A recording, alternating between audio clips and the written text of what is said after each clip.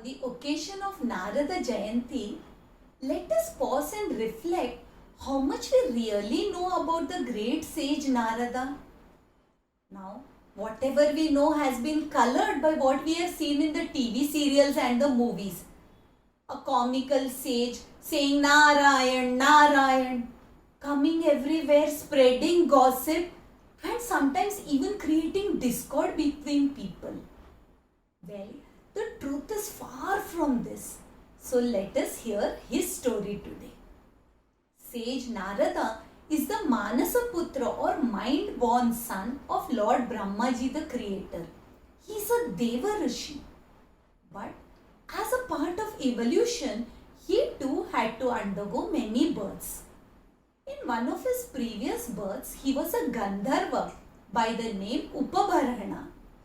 Now Gandharvas, they are celestial beings, experts in music and dance.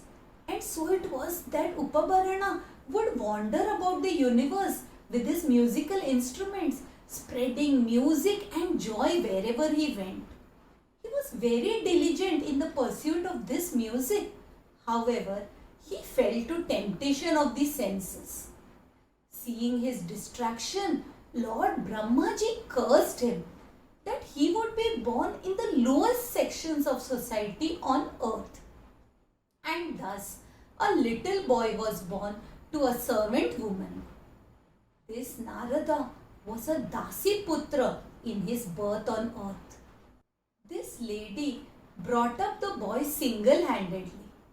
The family where she worked was very devout and religious, and they would often have rishis and mahatmas visiting them.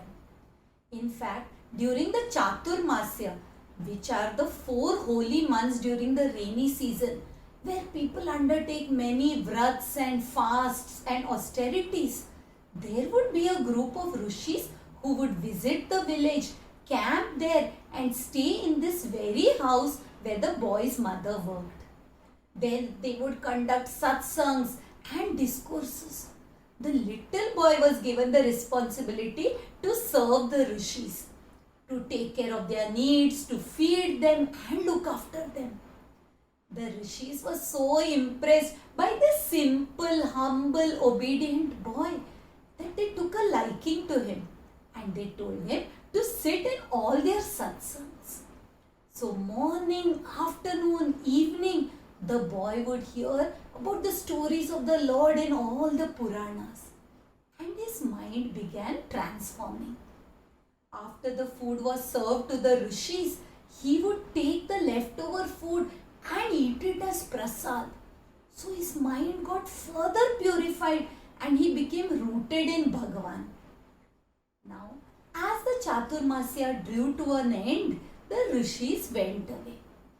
This boy, however, continued losing himself in the thoughts of the Lord.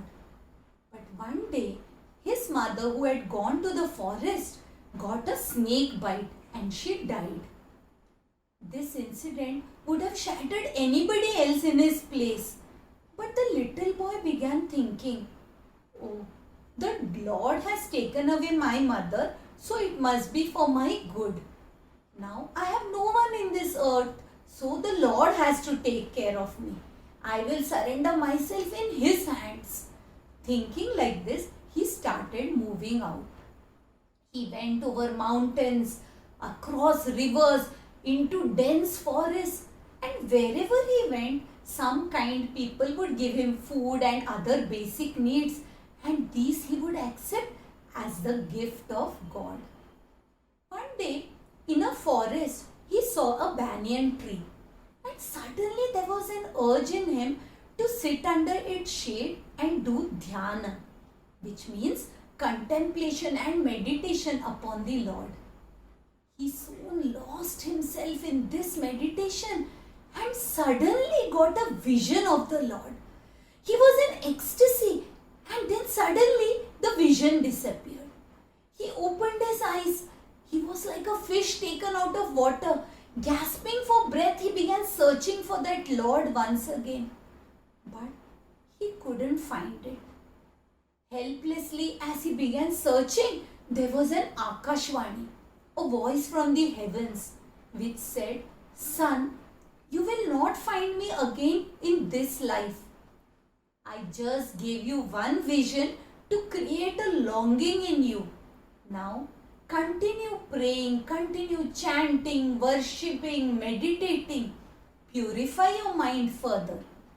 When the longing in you becomes like a raging fire, all your sins will be burnt and something good will happen to you after that. This boy, having implicit trust and faith in the heavenly voice, began to do just that. He began praying in whatever way he knew, and soon these words did come true. A bolt of lightning struck him in time, and this body soon came to an end. He was now born as the Devarishi Narada, the Manasaputra, the mind-born son of Lord Brahmaji. He retained the memory of all his past births. He also now had lot of knowledge. So one day he went and approached his brothers. Now we know that the Sanat Kumar brothers, the four brothers, were also the mind-born sons of Lord Brahmaji. So he went to them and asked them to initiate him into the highest knowledge. So the Sanat Kumars asked him, "Tell us what you know so that we will teach you what you don't." And the brilliant Narada gave a long list of the sciences in which he had gained mastery. Art, music, dance, grammar, literature, astronomy, astrology, all the varied sciences, the list was endless. However, the Sanat Kumar said, "These are mere names. The infinite Bhuma has to be realized, knowing which you would have known everything that there has to be known. Nothing exceeds these." Bhuma means the knowledge of the Lord. And then, with compassion, they gave him the knowledge that they themselves had got from their father Brahmaji. Now, sage Narada instinctively took to the love of Lord Vishnu, and taking the divine Veena, his musical instrument, he went about the 14 worlds, trying to make the devotee meet the Ishtadevata. It is said that sage Narada is welcomed everywhere. Rakshasas, Devatas, Rishis, men, everybody adores the sage. Even the gods may not be welcome in some places, but sage Narada is always an honored and respected guest. We know that sage Narada was a guru to many. He transformed the bandit Ratnakar into the sage Valmiki. A dacoit who did not have a single thread of mercy in him became the compassionate sage Valmiki who gave us the Ramayana, because of which we know about Lord Rama. Veda Vyasa, the master who compiled all the Vedas and wrote the highest scriptural text, was instructed by sage Narada to write a treatise on devotion, because he said the joy of devotion is much more than knowledge. And so Vedvyasji wrote the Srimad Bhagavatam, from which we come to know about all the glories and stories about the Lord in his various avatars. Sage Narada was also the guru of little Dhruva, whose story we have already heard. Naradaji also gave the knowledge to a baby in the womb so that he could be born as Bhakta Prahlad. The list of his disciples is very long. The word Narada itself suggests Naram Dadati iti Narada, the one who gives supreme knowledge. So, on the occasion of Narad Jayanti, let us also pray to him and invoke him so that he may lead us to the Lord. He may guide us on this path of devotion. This eternal devotee will always be the Guru who can show us the path. So the next time we think of sage Narada, let us remember that he is a Deva Rishi, the eternal devotee, the most beloved of the Lord, and he could be the one who takes us to our goal.